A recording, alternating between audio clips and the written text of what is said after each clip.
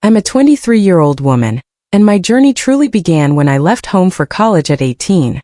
I grew up in a middle-class family that was comfortable but never extravagant. I also have a younger sister named Vanessa, who is now 18. Our parents always seemed to favor the child they believed needed more help. While that notion might sound fair in theory, in practice it meant I was constantly expected to adjust, compromise, or even sacrifice, whereas Vanessa received the best of everything. Our home wasn't large, but it did feature one exceptional room. A spacious guest room complete with a private bathroom, big windows, and a walk-in closet. Being the eldest, my parents granted me the privilege of using that room from a young age. I adored that space. It was the only part of the house that truly belonged to me, and I spent years personalizing it exactly to my taste. When I left for college, I knew that things at home would eventually change, but I never imagined it would happen so fast. Just a few weeks into my new life, I started noticing subtle differences during video calls.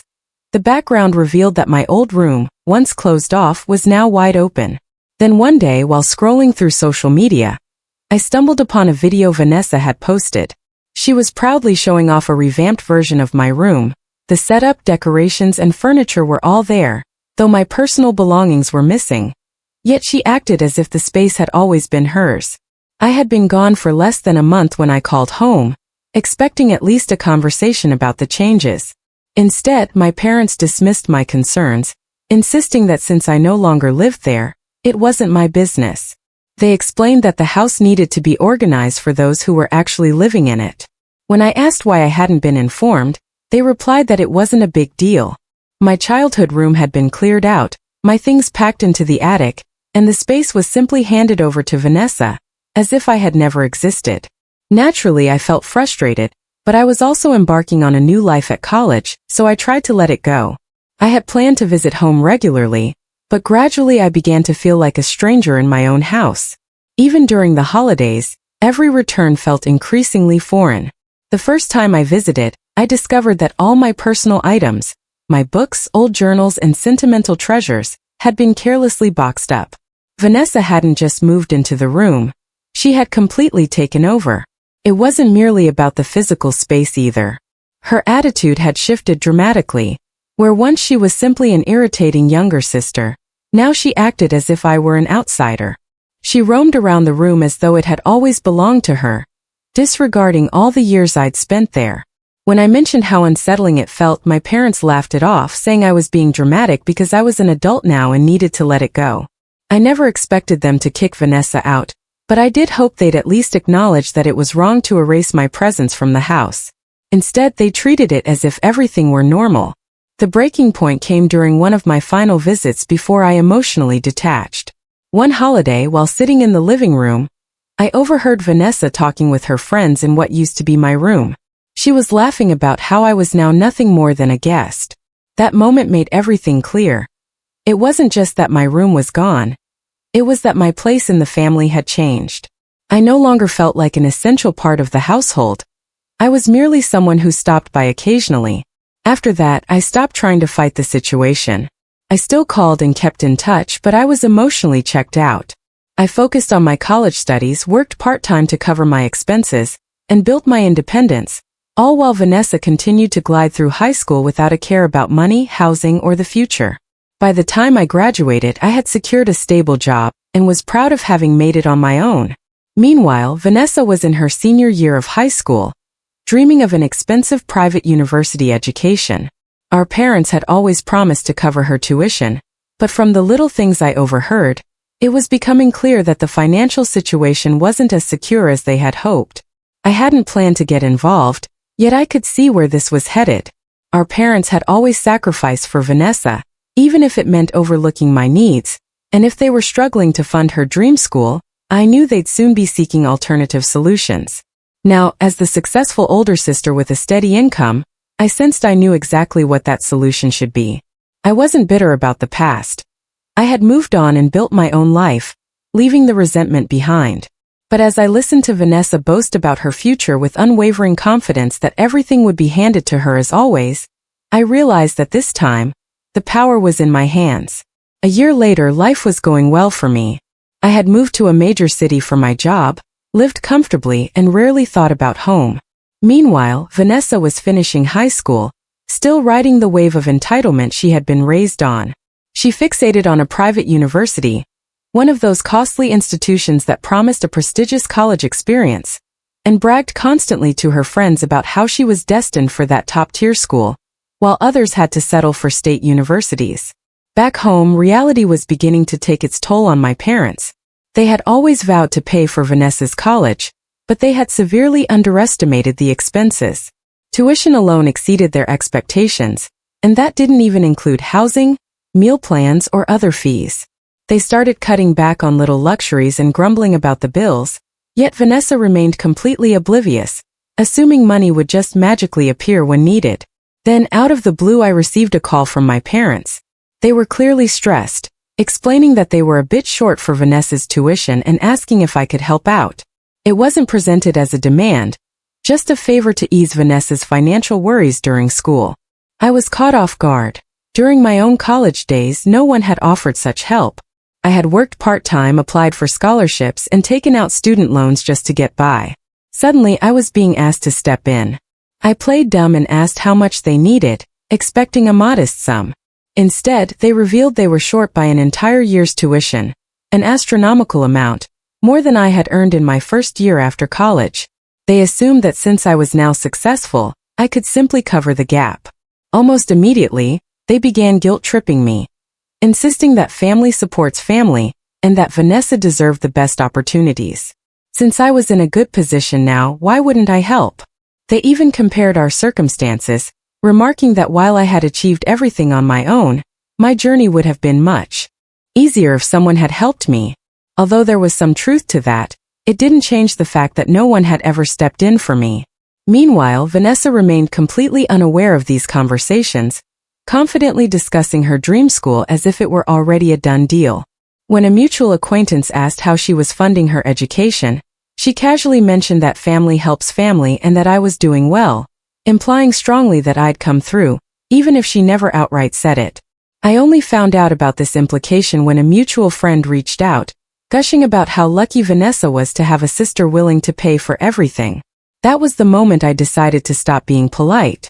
I stalled. I didn't say yes, but I didn't say no either. I told my parents I needed time to think, leaving them hopeful that I might eventually help. Meanwhile, Vanessa continued to brag as if she had a blank check in her name. I let my parents scramble and hold on to that hope until the very last moment. A week before the tuition was due, panic set in. My parents called more frequently, their voices growing increasingly desperate as they exhausted every option. They had even tried obtaining loans, but the numbers just weren't adding up. They needed a definite answer from me. That's when I finally presented my condition.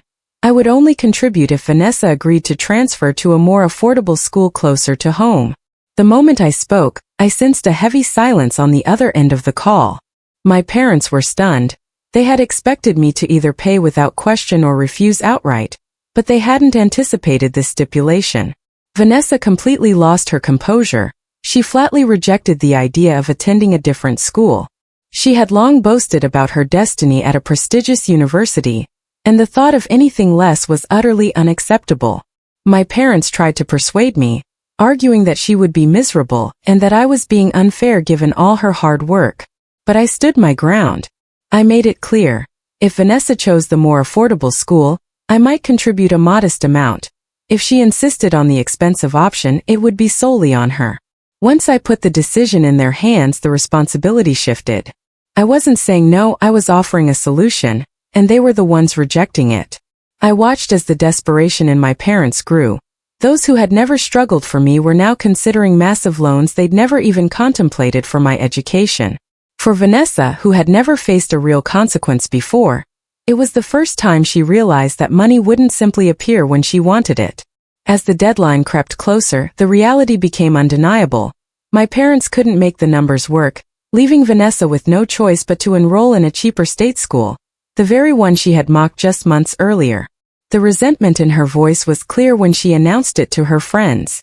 She tried to pass it off as a temporary setback, claiming she would transfer after a year, but everyone knew what had really happened. For the first time, Vanessa saw that I held genuine power, and she hated it. The final week before Vanessa's tuition was due descended into utter chaos. My parents called non-stop, each conversation more desperate than the last. They tried every angle, reminding me of my success, insisting that family should support each other, and even saying I wouldn't really miss the money if I contributed. When nothing worked, they turned to guilt, recounting how they had always done their best for both of us, how Vanessa had dreamed of this opportunity for years, and how heartbreaking it would be if she had to settle. In contrast, Vanessa refused to accept the situation. When she found out I wouldn't be covering her tuition, she threw a tantrum, accusing my parents of failing her, and then blaming me for ruining her future. She wasn't interested in any backup plan. She had already announced her college plans to everyone, pictured herself strutting around an expensive campus, and convinced herself that she belonged there. The idea of settling for a less costly school was simply beyond her comprehension. Desperate for another solution, my parents scrambled to the bank, hoping to secure a loan in their own names. They managed only a fraction of what was needed, and even that option would have plunged them into serious debt. With the figures not adding up and the deadline rapidly approaching, Vanessa eventually started to reach out. At first, she sounded casual, as if she had merely remembered to check in after all this time. As the deadline neared, Vanessa's messages took on a different tone. Instead of asking directly, she hinted that I should already have taken care of things and simply update her. When I didn't reply immediately, her tone grew harsher, accusing me of selfishness for keeping her waiting. She called several times a day, insisting she needed my help and promising that she'd repay me, even saying she'd owe me forever if I helped her out. I didn't respond at once. I let her continue her spiral. When she called again, I finally answered. Without pause, she launched into the same familiar speech, insisting I was the only one who could fix everything. After she finished, I casually reminded her that I was just a guest in the house. That was all it took. She fell silent and hung up. My parents were furious. They blamed me for holding a grudge, calling me petty for not helping my own sister. I didn't argue. I simply reminded them that when I left for college, no one offered me even a dime while I figured things out on my own. They'd said I was an adult who needed to be independent. Now that Vanessa was supposedly in the same boat, suddenly things looked very different. Soon, extended family members began hearing about what was going on. Some reached out with mixed reactions. A few aunts and uncles agreed it was unfair that I had to fend for myself while Vanessa was always promised the best. Others suggested I simply let it go and help out, given that I was in a stronger financial position. Meanwhile, Vanessa faced a different dilemma. For months, she had been telling everyone she was headed to her dream school, bragging online as if her acceptance was guaranteed. But when the deadline passed, she was forced to enroll in a state school instead. People started asking what had changed. She couldn't offer a solid explanation. She couldn't admit that she banked on my support and been completely wrong. For the first time, her confidence wavered. She was no longer in control of her own narrative. She made one last attempt by sending a long message, promising that if I helped her now, she would definitely pay me back someday. I chose to ignore it. Then came the final request from my parents. Having accepted that I wouldn't be giving money directly, they proposed that I co-sign a loan for Vanessa so they could borrow more. I refused immediately. If they wanted to take on debt for her, that was their decision, but I wasn't about to tie myself to it. And just like that, the decision was made for them with no other options. Vanessa was forced to enroll in a state school, and she didn't take it well. Bitter, angry, and humiliated, she barely spoke to me after that, finally having to face the consequences of her own choices. Her first few months at the state school were nothing like she had planned. She arrived with an air of superiority, convinced she didn't belong there, and refused to admit that her own actions led to this outcome. Instead, she blamed me entirely, claiming I was the sole reason she wasn't at her dream school. Whenever I was mentioned, she'd roll her eyes or dismissively say things didn't work out, as if she'd been wronged. My parents weren't much better. After Vanessa's outburst, they never confronted me directly. Yet their passive-aggressive remarks during family conversations made it seem as if I had abandoned them. They carefully reminded everyone how they'd always supported both of us, never mentioning that they hadn't given me a cent for my own education, letting people assume I'd turned my back on the family after achieving success. It didn't stop there. My mother began sending me articles and stories about the importance of family and how siblings should always support each other. Some were inspirational tales of sibling solidarity, while others were thinly veiled guilt trips about how money isn't everything. I ignored every single one. Vanessa, meanwhile, vented her bitterness online. Though she never mentioned me by name, it was obvious who she was targeting. She posted vague, dramatic updates hinting that someone had betrayed her and ruined her future, portraying herself as the perpetual victim without offering any real details. Soon mutual friends and acquaintances started asking what was going on. Some assumed a major fallout had occurred, while others, familiar with Vanessa's history, were simply curious. Instead of defending myself, I kept it simple. I told them, "She's upset because I wouldn't fund her expensive college." That was enough to shift the conversation. Vanessa's attempt to present herself as the victim fell apart once people realized what she was truly angry about. At the same time, my parents' financial situation was deteriorating. The loans they'd taken for Vanessa's tuition were already stretching their budget, and then unexpected home repairs, medical expenses, and other debts began piling up. The financial strain they once ignored was now unavoidable. Yet instead of reassessing their spending, they continued trying to make things work, except for actually saying no to Vanessa. Vanessa was struggling on multiple fronts. The state school wasn't what she had envisioned. She didn't fit in, the classes were tougher than she expected, and without the safety net she'd assumed would always be there, her grades began to slip. Before long, she started looking for an escape. She tried to transfer to a better school, but her academic record wasn't strong enough, and she was rejected. That was when reality truly sank in. She wasn't going anywhere. While all this was happening, my career was moving forward. I had just been promoted and posted a casual update online about the next exciting step in my job. I didn't think much of it until I learned that Vanessa had seen the update. Naturally, she wasn't happy. A few days later, she called me. She had held back for months, but now she couldn't anymore. She accused me of flaunting my success while she was stuck in a situation I had partly caused. I barely let her finish before I laughed and hung up. After years of enduring her entitlement, I wasn't about to let her start that cycle again. Not long after, my mother called again. This time, she wasn't asking for tuition money. She needed help with bills. She framed it as a small favor to get through a rough patch. I reminded her that I had managed through college on my own, paying for food, rent, and everything else without anyone stepping in. A few weeks later, I posted another casual update about my upcoming move to a better apartment. It wasn't until mutual friends told me that Vanessa had seen it that I realized she was upset. She didn't say anything directly, but the next day she blocked me on social media. After sending one final dramatic message, "You don't care about family." I didn't waste time with a lengthy reply. I simply sent back, "Neither did you when you took my room," and then blocked her too. As Vanessa's graduation approached, panic set in. The excitement she once felt about finishing college was replaced by mounting stress. She had no job offers, no concrete plans, and no backup options. While most of her classmates were either landing jobs or securing internships that led to opportunities, Vanessa had nothing. She had coasted through school on the assumption that a degree alone would guarantee success. When she started sending out applications, weeks passed without a single callback. Then, after years of ignoring, blaming, and even blocking me on social media, Vanessa reached out again with a carefully worded message. It was friendly and casual, as if our past issues had never existed. She asked how I was doing, mentioned that she had been thinking about reconnecting, and then casually brought up her job search. Within minutes, she asked if I knew anyone in her field who might be hiring. It wasn't even phrased as a question, it was a setup. After years of casting me as the villain, suddenly she was acting like we were close again. I kept my reply neutral, saying I'd see what I could do. Deep down, I already knew my answer. I wasn't going to help her, yet I also wasn't going to say a flat-out no. I wanted to see how far she would push it. A few days later, Vanessa applied to a company where I had connections. She must have assumed I'd put in a good word for her, but I did nothing. I neither helped her nor spoke badly about her. I simply stayed silent.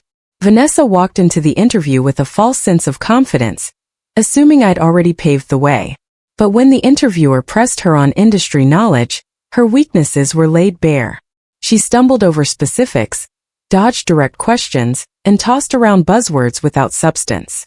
It was clear that her preparation had been shallow. I later heard from a contact that she had entered the room as if the job were already hers, but when challenged on her expertise, she crumbled. Unsurprisingly, she didn't get the job. That was when her meltdown began. Vanessa called me in tears, furious that I hadn't pulled strings for her. She wasn't upset about the interview itself. She was angry that I hadn't used my influence to secure her the job. I let her vent for a while before calmly asking, "I never had anyone pull strings for me. Why should I do it for you?"